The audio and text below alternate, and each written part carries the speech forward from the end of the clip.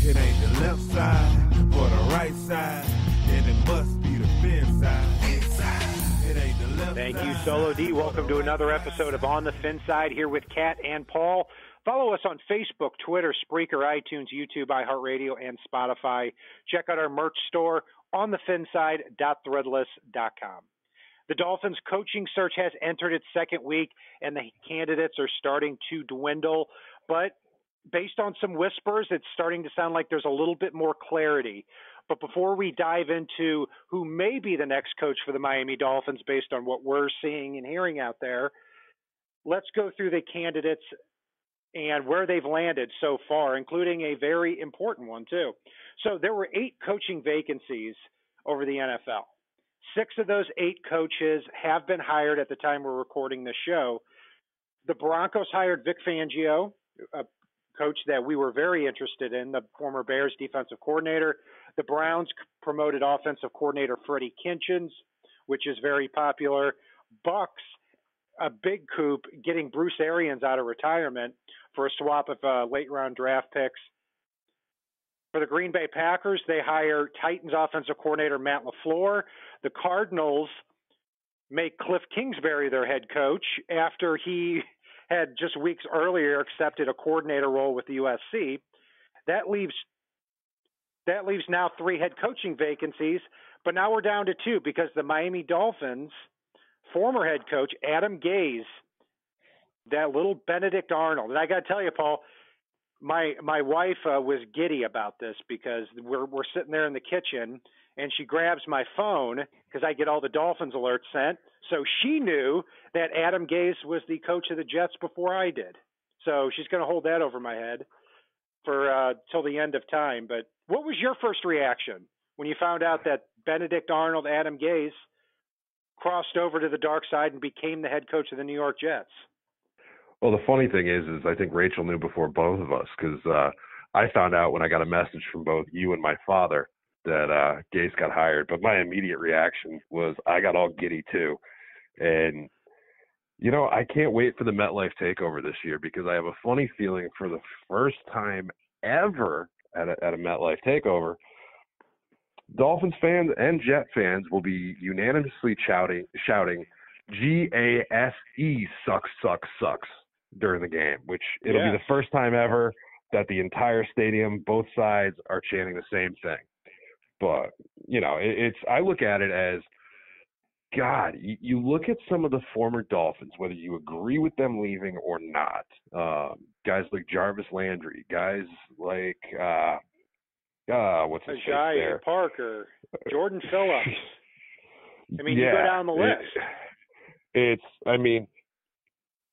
If the Jets wanted the Dolphins to play up against them, this is the way to do it from the sound of it. I mean, you can't tell me at least a few guys on this roster, if they were as unhappy as it's been reported, aren't going to walk into that stadium and do everything in their power to make Adam Gase look even stupider. So, bravo, Jets. Way to motivate the Dolphins for at least 2 games next year. Yeah, and, you know, I was listening to a former contributor here, C.K. Parrott, listening to his podcast, and he had mentioned that the people that were in the locker room after the Bills game, typically when you're asked, hey, you think Adam Gase will be back next year? Are you going to be back? Danny Amendola said, yeah, I'll be back because I'm under contract. And Juwan James said, when asked if he'll be back, said, well, it depends who's here next year. Typically, you don't get that reaction after a Week 17 game where you went 7-9. You say, hey, I love my coach. I want him to stay. You know, that's not up to me. Something like that. But you weren't hearing that from the players, and you didn't see a lot of players like Cameron Wake stepping up and saying, yes, this is my guy. So that's telling. I'm not convinced Adam Gase will always be a terrible coach, but his time here was done. There's no doubt about that. I'm glad he didn't go to Cleveland, because if he had gone to Cleveland, Paul, and Baker Mayfield turns into the superstar we think, Adam Gase would be successful whether it had anything to do with him or not. Well, yeah, but I also was kind of rooting for Cleveland, and I was rooting for Cleveland to get the season of Hard Knocks, and I would have been glued to my seat the entire time watching Jarvis Landry and Adam Gase just brawl during every practice leading up to the season. Jarvis Landry is not exactly a rational thinker, as we all know. So, you could throw rationality out the window, and when you've got your $17 million a year alpha receiver who's not a rational thinker and the coach that he absolutely abhors more than anybody on the planet, that could have been an amazing combination of watching Baker Mayfield try to break it up. It would have been the most toxic environment in football, and I would have loved every moment of Hard Knocks watching that. Yeah, I'm right there with you, and I think that's why Gase is not there, or was never in serious consideration for that too. You just can't put those two back together after what happened. But Paul, looking at the rest of the coach list here, I know you were pretty high on Vic Fangio and Bruce Arians. So was I. Any frustration on your end when you saw them go to the Broncos and the Bucks? Not really. I mean, the Dolphins declined to interview Fangio by all reports, so more power to them. I don't know if he wanted ultimate power, and Greer just kind of went, nope, next. I mean, you have to pretty much blow an interview before it begins for a GM to turn around and go, yeah, on second thought, we're not going to interview you. So something was hinky there. I don't think we'll ever truly know what it was, but I'm okay with it. I mean, I had him 1A, 1B with Chris Richard. So, I'm not unhappy with where the rumor mill is leading us. Yeah, I'm right there with you. And there are only two coaching vacancies. And it seems that the Dolphins aren't just sitting back in their hands. They're wanting to hire two coaches, or they're looking at two coaches right now who are already in the playoffs. The top one by far is Chris Richard, the Cowboys defensive backs coach / passing game defensive coordinator, who's a very, very hot name. I actually remember when this guy was drafted by the Seahawks in 2002. I remember scouting him in one of my first NFL drafts that I was looking at. So funny how time passes by, but at this point, I would be very disappointed if Chris Richard were not the head coach of the Miami Dolphins here by this time next week. And based on what you're hearing from radio show talk hosts like Gil Brandt and like Alex Marvez, it's starting to sound like it'd be a surprise if Richard was not the head coach of the Dolphins.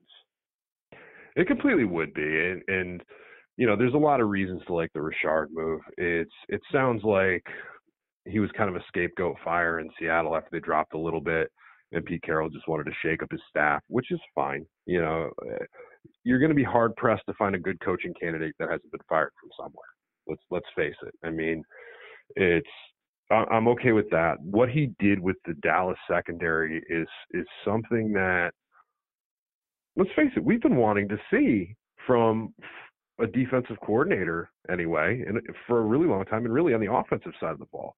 He took people and put them in positions to succeed.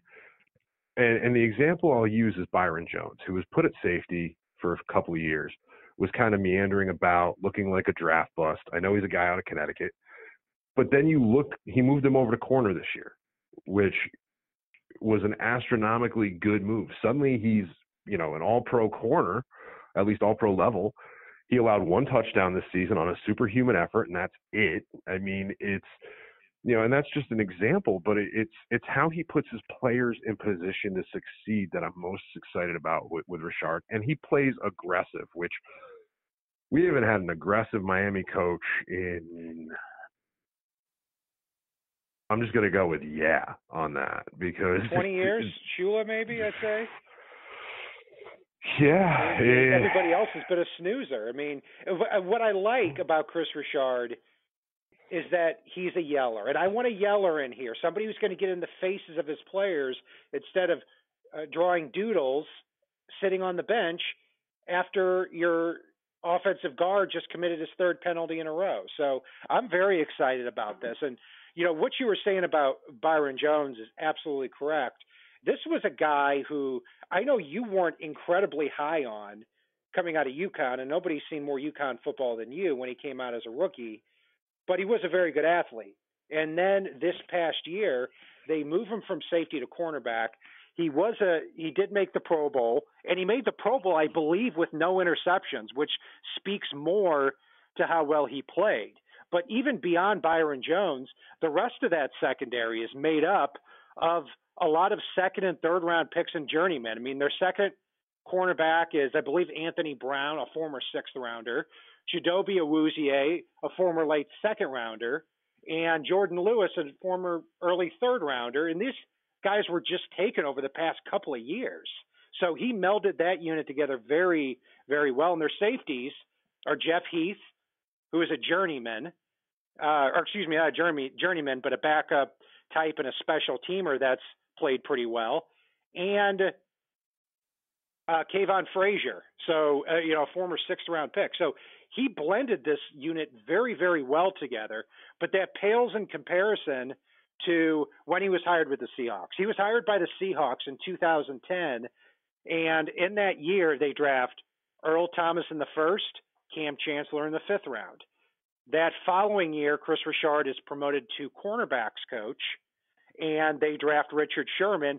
Bam, the Legion of Doom, the Legion of Boom is born, and becomes one of the most ferocious units in football. So, for a team that needs to start somewhere, Paul, why not start with a defensive back group that's going to have Minka and Xavier Howard and Bobby McCain and Rashad Jones in the secondary? Yeah, it also, I think, puts to bed the probability that some idiots have put out there about trading Xavier Howard. I know you and I both are not high on that idea because basically you trade Xavier for a first, you created a hole, and then you're trying to grab somebody that maybe fills a hole, maybe doesn't, maybe turns into something, maybe doesn't. I mean, granted, first rounders are as sure as they come, but there's a pretty high whiff rate on first rounders as well, as far as them actually turning into the players you want them to be. So to me, you don't trade a stud building block for maybe it'll be something, but that's just me. Yeah, and it's not just people on Twitter either. Dolphins beat writers were suggesting this too. I'm like, how high are you to suggest this? I mean, the only way I would even sniff around that possibility is if there were like 5 Andrew Luck type of prospects and you had to get into the top 5 and you got an offer for 2 first rounders, then maybe. But for a first rounder or a first rounder and a fourth rounder, like you're going to end up in 2019 taking that pick and drafting a cornerback who has little to no chance of replicating what Xavier Howard has done, which over the last 17 games, he has 11 interceptions. You know how unheard of that is? And he shuts down his side of the field. Well, and you did bring me to something else I just want to touch on very briefly. I don't want us to spend a lot of time on it. But when you're talking about Dolphins beat writers, I'm sorry, and anybody listening to this show probably knows exactly who I'm talking about. But this tank for Tua nonsense, it's ridiculous.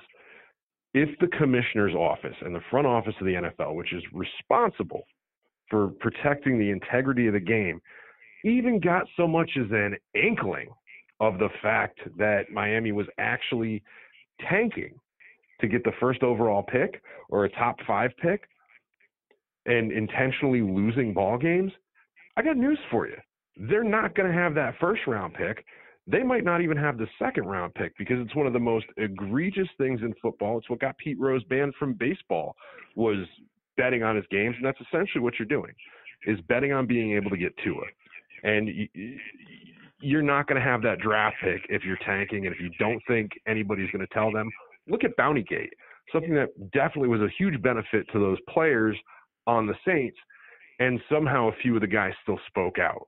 So I'm pretty sure the information will come out, guys. Well, yeah, and teams don't tank. I mean, there's no way that they're going to hire a first-time coach and he's going to come in here and try to tank. It's just not going to happen. It's a loser mentality, and the damage that could do to your organization would be irreparable. Now, because that's something that I wish people would stop talking about. Nobody's going to intentionally tank. If the Dolphins need a year to regroup and then find themselves in the top 5 to draft a player like Tua, I think that's a good thing. But that's how it's going to unfold, not the other way around. But I'm glad that you brought that up.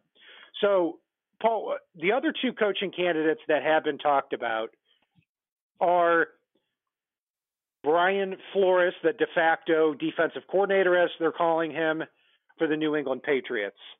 And also Darren Rizzi has gotten an interview. There's obviously a lot of steam going on with those. What are your thoughts on those? I personally, I would be very disappointed with Flores at this time. The only thing he has going for him is that we really don't know a whole heck of a lot about him, probably because he hasn't called any plays in his life, to my knowledge. Yeah, I'm not as enamored with I'm sorry. Let me take that. Yeah. I don't know if he's called plays or not. And if he did, then you need to answer why Gronkowski was on that field for the Miami Miracle. Yeah,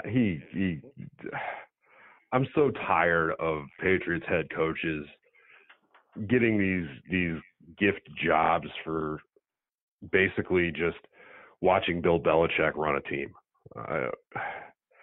At least Josh McDaniels had the good sense to go, you know what? I really suck as a head coach last year, and walk out of the Colts before he ruined them as a team. And go to one interview this year and go, what was I thinking? I'm not good at this. Let me go back here and just collect the paycheck because Bill likes me. So I don't want Flores. It's maybe he's a great coach, maybe he isn't, but the odds of most Patriots assistant coaches coming out and doing well as a head coach, not very good.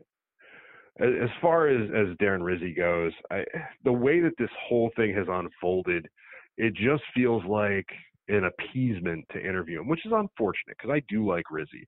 And, there's questions about who he'd bring in as assistant coaches and coordinators and blah, blah, blah. But we don't know the answers. He might bring in somebody absolutely phenomenal. So we can't sit there and, he didn't coach with these guys, so blah, blah. You know what? That doesn't mean that he can't bring somebody in. You give a hungry young assistant offensive coordinator a chance to move up that's going to be aggressive and fits with Rizzi's play style. He's going to encourage being aggressive. So, I can't buy into that. And then the other one that's a possibility, maybe Bieniemy shakes out of all this and everybody's wrong. Yeah, those are the three candidates in that order that I would want. Number one, Chris Richard by leaps and bounds now. Number two, I still wouldn't be disappointed with Darren Rizzi because of the situation. I mean, if Rizzi came in for a year and the Dolphins weren't very good and he kept the seat warm, then I think you could justifiably fire him because the team was not good enough. Maybe you can even reassign him back to special teams, even though it doesn't happen very much in the NFL. I think that given how long he's been here, and, Steve Ross is, for better or worse, willing to do things kind of ass backwards sometimes, that could be a possibility. Third, Eric Bieniemy, I would want to go away from an offensive head coach this time around, but I wouldn't be disappointed with how people are talking about Bieniemy. I actually think Bieniemy is going to end up coaching his former team that he played for, the Cincinnati Bengals. So we'll see how that shakes out. But at this point, Brian Flores would just feel like a big fart in the wind, I'd say. Yeah, I already want to put Flores in the Coke bus, let's be honest here. It's he's going to have a permanent seat on the Coke bus until he proves otherwise if he ends up being the Dolphins hire. I'm with you on that. And I have one final axe to grind against the Twitter universe and people who say this kind of stuff is I hate when people blanket statements say that, no, I don't want to hire a first-time head coach again. I've got news for these people. Every available candidate is either a first-time head coach or was a first-time head coach and failed. And when you look at the 8 playoff teams now, 6 of those 8 head coaches are first-time head coaches. Now, 2 of them are Jason Garrett and Sean Payton, who were hired about a decade ago. But the Colts with Frank Reich, the Chargers with Anthony Lynn, the Eagles with Doug Peterson, the Rams with Sean McVay, these are coaches that were hired just over the last 3 years. So it makes absolutely no sense. And I think Richard is somebody that I am feeling pretty giddy about at this point. Hope he gets the job, and he would be a first-time head coach.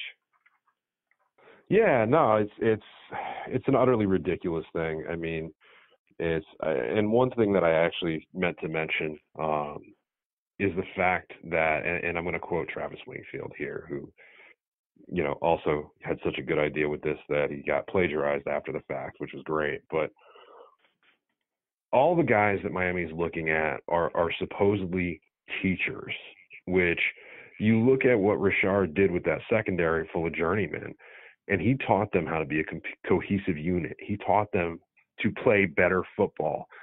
And there's a place for that at the head coaching position. There is a place for somebody that's going to take your 5th, 6th, 7th round draft picks and mold them into better players. I mean, he's going to take your 1st round draft picks and mold them into better players. If he can make Xavier Howard better somehow, oh my God. So yeah, it's the fact that a lot of these guys have been teachers is huge to me. And, good job by Travis Wingfield in elaborating that out. Yeah, and I like the potential difference here of at general manager. You've got Greer, who you think is going to lean more toward the draft and stockpiling picks, or at least I would hope, depending on who's on the board the next 2 years. And then you do have a teacher in Chris Richard as well. But also, again, I like the fact that if you watch him on the sideline in the Cowboys playoff game, very energetic, gets in players' faces too. And he has a track record of incredible success. I mean, yeah, and a lot of people make a big deal about, he was just a coordinator one time and he ended up getting fired. But when you look further into that too, he was a coordinator for 3 years. In his first year in 2015, the Seahawks were 2nd in total defense, total yards given up. In 2016, the Seahawks were 5th. And then in 2017, when things really started to erode on the defensive side of the ball, they were still 11th. So something happened with them personality-wise, I'm convinced, between Pete Carroll and Chris Richard. And injury-wise. But I don't think that Pete Carroll looked at Richard and said, this guy is not good enough to call plays anymore. I think it was personality-wise or schematically, we need to go in a different direction. And they mutually parted ways because nothing else makes sense. And frankly, nobody knows what happened between Richard and Carroll. No, completely. The only weird thing was it felt like Richard got left twisting in the wind as they went along. But you know what? It's in the past. He got canned for having his unit ranked 11th. So whatever. I think every Dolphins fan in the world would take an 11th overall defensive rating or pass rating against the pass or rating against the run. God, that sounds amazing at this point. Yeah, and one thing to keep an eye on too that's very interesting is Rod Marinelli for the Cowboys. I believe he's their defensive coordinator, is banging on the table for the Cowboys to find some way to keep Chris Richard. And he said, I'm trying to look for the exact quote here. He said, I'll do whatever the Cowboys need to be done for us to keep Chris Richard. This is he is the defensive coordinator. This is the defensive coordinator of a playoff team saying this. That basically what he's saying in there is, I'm willing to take a step back so Chris Richard can be the defensive coordinator of this team, even if it means a demotion for me. That's unheard of. And he's willing to take that step. But in the end of the day, unless they fire Jason Garrett and promote Richard, Chris Richard is wanting to be a head coach. You can bet on that. Yeah, that's the only scenario I can think of that might stunt the growth here. And I don't see Jerry Jones firing somebody that's already got one win under his belt in the playoffs this season. Yeah, I'm with you on that. So we'll be rooting here for a Cowboys loss over the weekend so that we can potentially speed this process up just a little bit more. And that will do it for our breakdown of the Miami Dolphins' current coaching search here on the FinSide. You can follow us on Facebook, Twitter, Spreaker, iTunes, YouTube, iHeartRadio, and on Spotify. And check out our merch store, too, on the FinSide.threadless.com. Paul and I are going to be bringing a lot of off-season news to you, from coaches to the NFL draft to free agency. Be sure to tune in and follow us on all of our outlets. And if it's not on the right side and it's not on the left side, it is on the fin side. So, D, take us home. It ain't the left side or the right side, and it must be the fin side. It ain't the left side or the right side, and it must be the fin side. Listen, Dolphins fans across the land all tuning in to see what Brian, Cat, and Paul